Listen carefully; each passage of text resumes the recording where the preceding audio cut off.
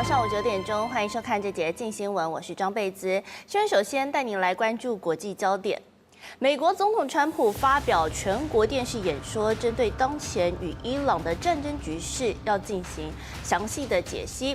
那这场演说呢，现在还没有开始，但是呢，内容其实也预计也会触及到美军撤离的时间表与近期油价波动等核心的议题。另外，可能也会表达对北约组织的不满，因为先前他一直是认为北约没有支持美国对伊朗的战略目标。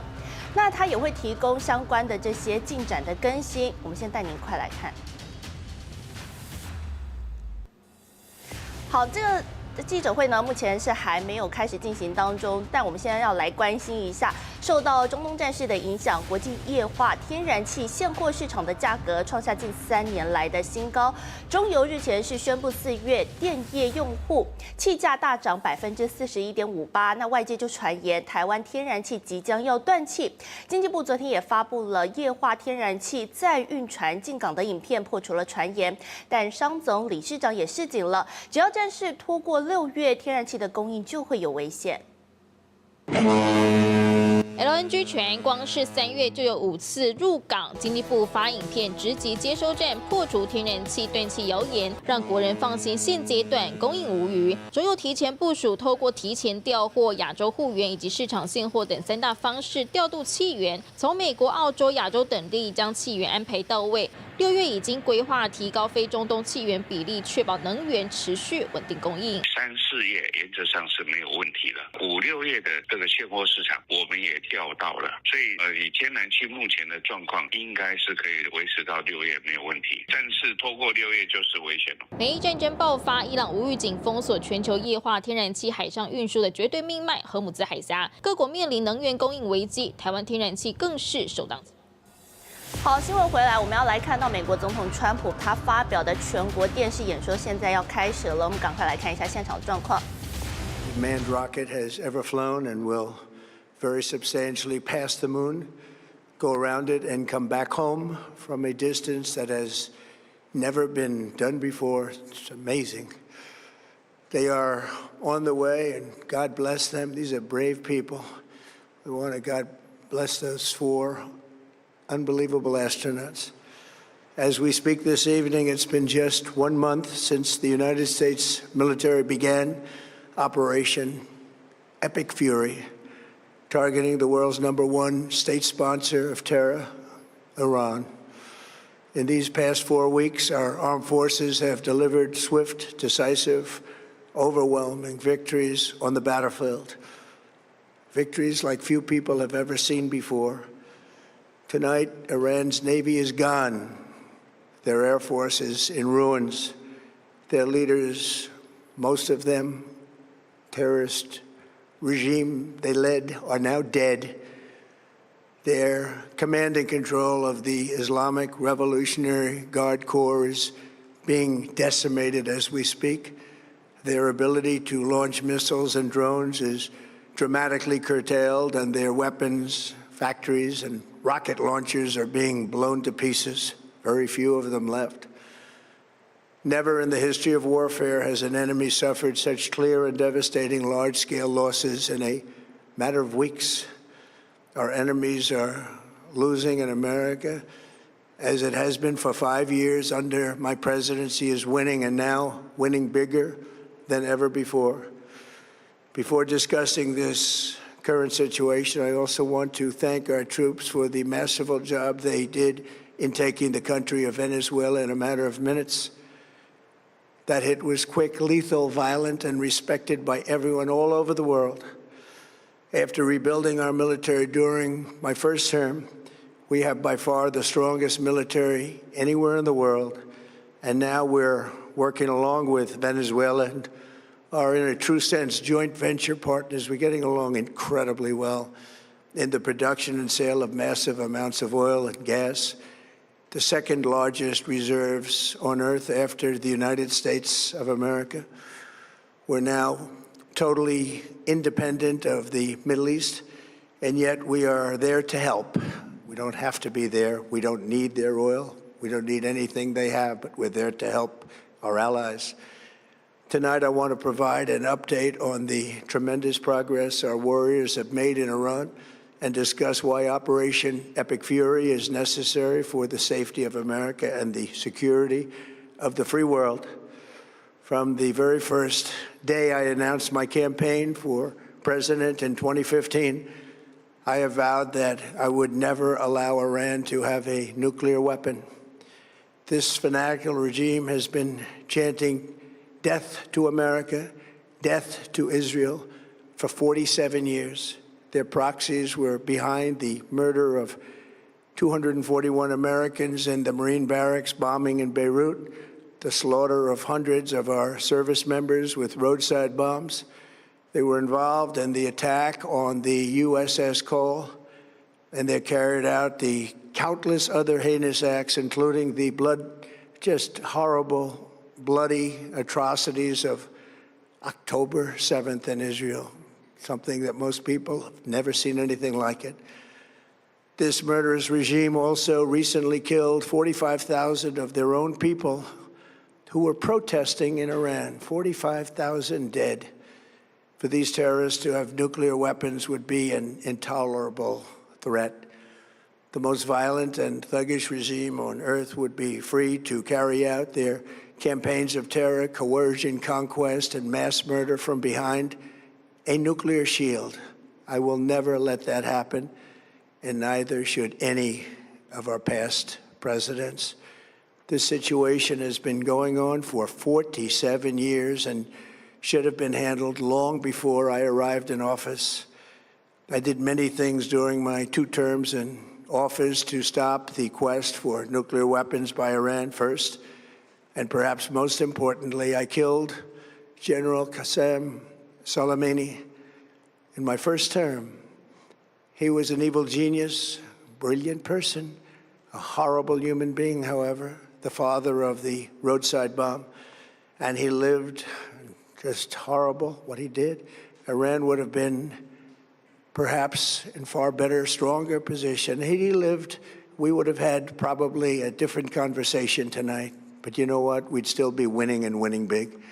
And then, very importantly, I terminated Barack Hussein Obama's Iran nuclear deal, a disaster.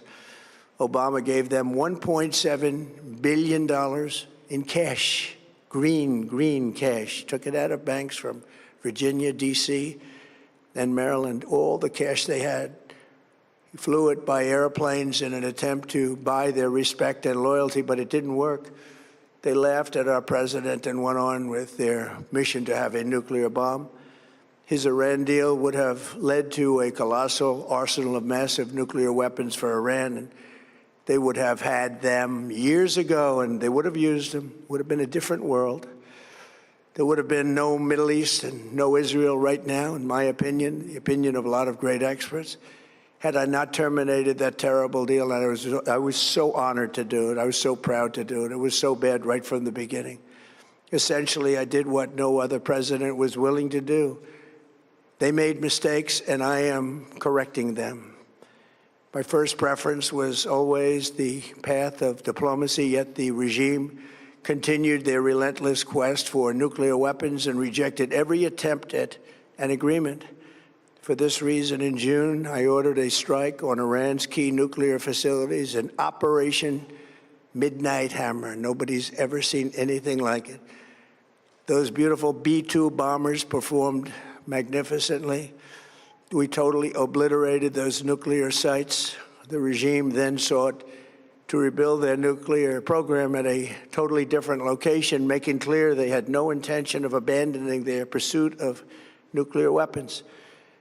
They were also rapidly building a vast stockpile of conventional ballistic missiles and would soon have had missiles that could reach the American homeland, Europe, and virtually any other place on Earth. Iran's strategy was so obvious. They wanted to produce as many missiles as possible, and they did, with the longest range possible, and they had some weapons that nobody believed they had. We just learned that out. We took them out. We took them all out so that no one would really dare stop them. And their race for a nuclear bomb, a nuclear weapon like nobody's ever seen before. They were right at the doorstep. For years, everyone has said that Iran cannot have nuclear weapons, but in the end, those are just words if you're not willing to take action when the time comes. As I stated in my announcement of Operation Epic Fury, our objectives are very simple and clear. We are systematically dismantling the regime's ability to threaten America or project power outside of their borders. That means eliminating Iran's Navy, which is now absolutely destroyed, hurting their Air Force and their missile program at levels never seen before, and annihilating their defense industrial base. We've done all of it. Their Navy is gone, their Air Force is gone, their missiles are just about used up or beaten.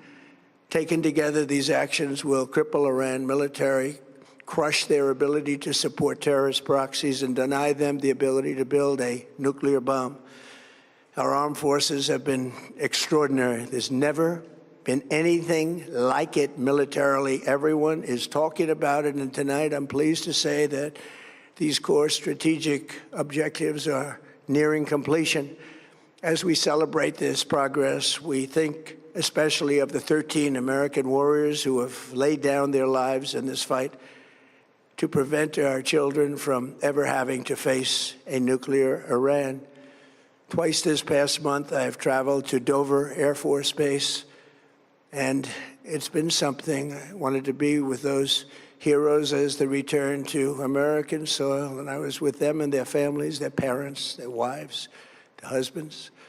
We salute them, and now we must honor them by completing the mission for which they gave their lives. And every single one of the people, their loved ones said, "Please, sir, please finish the job," every one of them. And we are going to finish the job, and we're going to finish it very fast. We're getting very close. I want to thank our allies in the Middle East, Israel, Saudi Arabia, Qatar, the UAE, Kuwait, and Bahrain. They've been great, and we will not let them get hurt or fail in any way, shape, or form. Many Americans have been concerned to see the recent rise in gasoline prices here at home. This short-term increase has been entirely the result of the Iranian regime launching deranged terror attacks against commercial oil tankers in neighboring countries that have nothing to do with the conflict. This is yet more proof that Iran can never be trusted with nuclear weapons. They will use them, and they will use them quickly. It would lead to decades of extortion, economic pain, and instability worse than we can ever imagine. The United States has never been better prepared economically to confront this threat. You all know that. We built the strongest economy in history. We're going through it right now, the strongest in history. In 1 year, we've taken a dead and crippled country. I hate to say that, but we were a dead and crippled country after the last administration and made it the hottest country anywhere in the world by far, with no inflation, record-setting investments coming into the United States, over $18 trillion, and the highest stock market ever, with 53 all-time record highs in just 1 year. It all positioned us to get rid of a cancer that has long simmered. It's known as the nuclear Iran, and they didn't know what was coming. They've never imagined it. Remember, because of our Drill Baby Drill program, America has plenty of gas. We have so much gas. Under my leadership, we are #1 producer of oil and gas on the planet, without even discussing the millions of barrels that we're getting from Venezuela. Because of the Trump administration's policies, we produce more oil and gas than Saudi Arabia and Russia combined. Think of that, Saudi Arabia and Russia combined. And that number will soon be substantially higher than that. There's no country like us anywhere in the world, and we're in great shape for the future. The United States imports almost no oil through the Hormuz Strait and won't be taking any in the future. We don't need it. We haven't needed it, and we don't need it. We've beaten and completely decimated Iran. They are decimated, both militarily and economically and in every other way. And The countries of the world that do receive oil through the Hormuz Strait must take care of that passage. They must cherish it. They must grab it and cherish it. They can do it easily. We will be helpful, but they should take the lead in protecting the oil that they so desperately depend on. So to those countries that can't get fuel, many of which refuse to get involved in the decapitation of Iran, we had to do it ourselves. I have a suggestion. Number one, buy oil from the United States of America. We have plenty. We have so much. And number two, build up some delayed courage. Should have done it before. Should have done it with us, as we asked. Go to the Strait and just take it, protect it, use it for yourselves. Iran has been essentially decimated. The hard part is done, so it should be easy. And in any event, when this conflict is over, the Strait will open up naturally. It'll just open up naturally. They're going to want to be able to sell oil because that's all they have to try and rebuild. It will resume the flowing, and the gas prices will rapidly come back down. Stock prices will rapidly go back up. They haven't come down very much, frankly. They came down a little bit, but they've had some very good days over the last couple of days. We've done actually much better than I thought, but we had to take that little journey to Iran to get rid of this horrible threat. With our historic tax cuts, where people are just now talking about receiving larger refunds than they ever thought possible, they are getting so much more money than they thought. That's from the great, big, beautiful bill. Our economy is strong and improving by the day, and it will soon be roaring back like never before. It will top the levels that it was a month ago. I've made clear from the beginning of Operation Epic Fury that we will continue until our objectives are fully achieved. Thanks to the progress we've made, I can say tonight that we are on track to complete all of America's military objectives shortly, very shortly. We're going to hit them extremely hard over the next 2 to 3 weeks. We're going to bring them back to the Stone Ages where they belong. In the meantime, discussions are ongoing. Regime change was not our goal. We never said regime change, but regime change has occurred because of all of their original leaders' death. They're all dead. The new group is less radical and much more reasonable. Yet if during this period of time no deal is made, we have our eyes on key targets. If there is no deal, we are going to hit each and every one of their electric generating plants very hard and probably simultaneously. We have not hit their oil, even though that's the easiest target of all, because it would not give them even a small chance of survival or rebuilding. But we could hit it, and it would be gone, and there's not a thing they could do about it. They have no anti-aircraft equipment. Their radar is 100% annihilated. We are unstoppable as a military force. The nuclear sites that we obliterated with the B-2 bombers have been hit so hard that it would take months to get near the nuclear dust, and we have it under intense satellite surveillance and control. If we see them make a move, even a move for it, we'll hit them with missiles very hard again. We have all the cards, they have none. It's very important that we keep this conflict in perspective. American involvement in World War I lasted 1 year, 7 months, and 5 days. World War II lasted for 3 years, 8 months, and 25 days. The Korean War lasted for 3 years, 1 month, and 2 days. The Vietnam War lasted for 19 years, 5 months, and 29 days. Iraq went on for 8 years, 8 months, and 28 days. We are in this military operation, so powerful, so brilliant, against one of the most powerful countries for 32 days. And the country has been eviscerated and essentially is really no longer a threat. They were the bully of the Middle East, but they're the bully no longer. This is a true investment in your children and your grandchildren's future. The whole world is watching, and they can't leave the power, strength, and brilliance. They just can't believe what they're seeing. They leave it to your imagination, but they can't believe what they're seeing, the brilliance of the United States military. Tonight, every American can look forward to a day when we are finally free from the wickedness of Iranian aggression and the specter of nuclear blackmail. Because of the actions we have taken, we are on the cusp of ending Iran's sinister threat to America and the world. And I'll tell you, the world is watching. And when we do, when it's all over, the United States will be safer, stronger, more prosperous, and greater than it has ever been before. May God bless the men and women of the United States Armed Forces, and may God bless the United States of America. Thank you very much, and good night.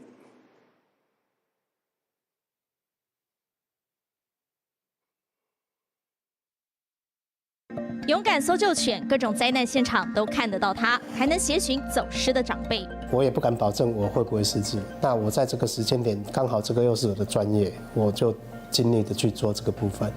保家卫国检疫犬其实是小小吃货，好比犬训练大公开。检疫犬我们主要是以食物作为奖励，也就是食欲要非常好，很爱吃。那除此之外，特质上还需要它们胆量是够的。 当治疗犬走进特教孩子的世界，改变开始出现。他们会为了让狗狗陪在他身边久一点，它可以慢慢的数数。那他为了想要跟狗狗互动，他会内控。而在校园，校犬不开门是生命教育的主角。如果没有校犬的话，可能学校有点单调。狗要被尊重，动物要被尊重之类的。它是人类最好的朋友，更是守护家园的无名英雄。看见工作犬的力量。 他比你想的更专业。请锁定本周末晚间《镜新闻》调查报告。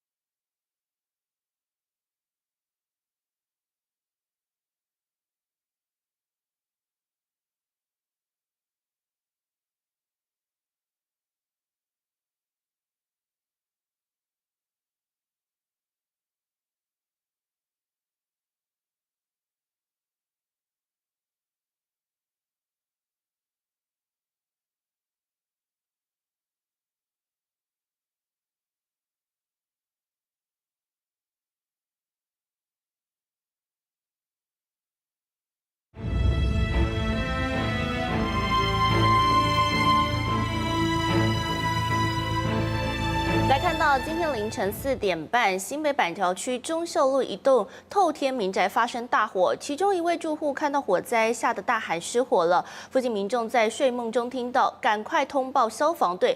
当时有一家7口一度受困，详细的状况连线给记者高木杰。民宅冒出阵阵浓烟，消防人员赶紧穿戴装备，戴上面罩和氧气瓶，准备进入火场救援。消防人员从火场中救出受困的妇人，她躺在担架上，脸上还戴着氧气罩。因为妇人受困火场，并且呛伤，被救护人员紧急送医。浓烟很大，里面看到有隐隐的红色的，应该是在里面1楼开始燃烧。那他们人都有出来吗？他儿子就在出来外面喊失火了，大家才惊醒，因为他喊很大声。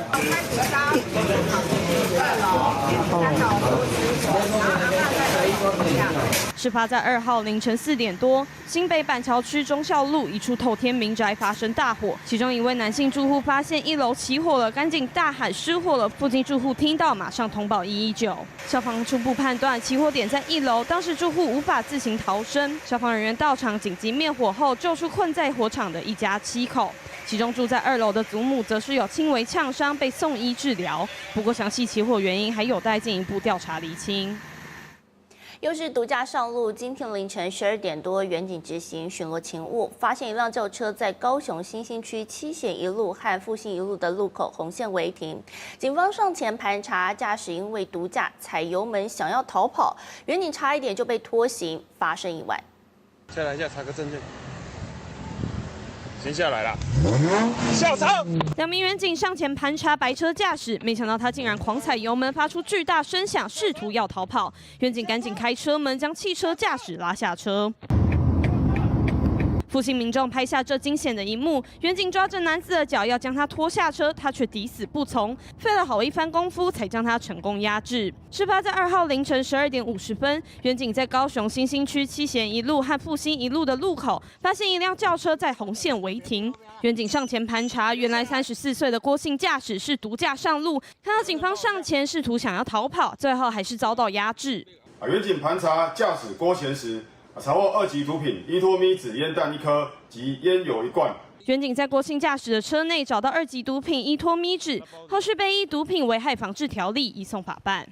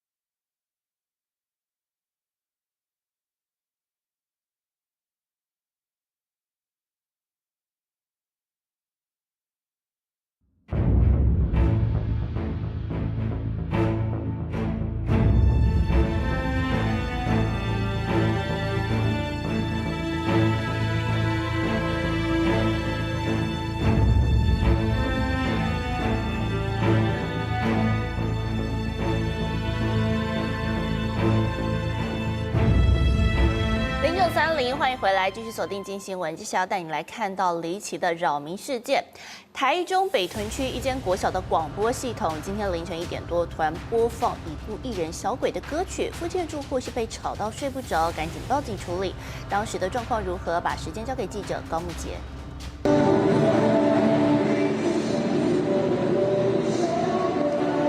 马路上一片黑暗，2号凌晨1点多，突然传出震耳欲聋的歌声，附近民众正在睡梦中被吵得睡不着觉。附近住户赶紧找出声音的源头，发现竟然是国小的喇叭传出了声音，赶紧报警处理。还有网友发文直呼是谁凌晨偷跑去广播室，很大声啊，他那个还有回音共鸣的，因为你那路宽嘛。它那个还有 echo 会有回音，很超大声的，也有可能是人为，有可能，不然就是机器的这样走的。我昨日看我当作一台车底下咧放，伊个不是呢，伊稳定高调。2号凌晨1点多，台中市北屯区一间国小的广播系统突然播放已故艺人小鬼黄鸿升的歌曲，长达20分钟。附近的民众被吵得睡不着，赶紧报警处理。警方获报后，赶紧找校方人员前来处理。经过1个多小时才停止播放音乐。不过国小在半夜突然传出音乐，是否是机器故障还是人为因素？详细原因还有待校方厘清。昨天，美国跨党派联邦参议员提出一项新法案《2026台湾蓝天法案》，要求川普政府强化台湾本土无人机产业发展，打造去中化供应链，因应来自中国日益升高的威胁。这项法案由民主党参议员莫克利与金安迪、共和党参议员克鲁兹和本周刚刚访台的匡熙恒共同提出。法案的核心目的是协助台湾避免对中国共产党影响，或是控制技术与供应链的依赖。法案的内容也提到，将由美国国务院和国防部主导，共同成立工作小组，评估台湾国内制造无人机的能力，寻求美台共同生产无人机和其零组件的可行途径，并为台湾无人机以及其零组件制造商建立快速的认证机制。人类睽违53年的月球之旅终于是正式起航了。这是美国国家航空暨太空总署 NASA 的阿提米斯2号太空计划，在台湾时间今天清晨6点35分，载着4名太空人猎户座太空船顺路升空，准备进行为期10天的绕月之旅，同时也为未来的登月行动以及建立月球基地辅路。详细的内容，连线记者严伟哲。3, 2, 1. Booster ignition, and liftoff. The crew of Artemis 2 now bound for the moon. 在众目睽睽下，台湾时间2号清晨6点35分，阿提米斯2号太空计划正式起航。搭载4名太空人的猎户座太空舱顺利从佛州甘乃迪太空中心发射，而观看这历史性时刻的太空迷和民众也都报以热烈的欢呼和掌声。这是人类超过半世纪53年多来首次载人重返月球的历史性飞行，更被视为是美国数十年来规模最大的太空计划之一。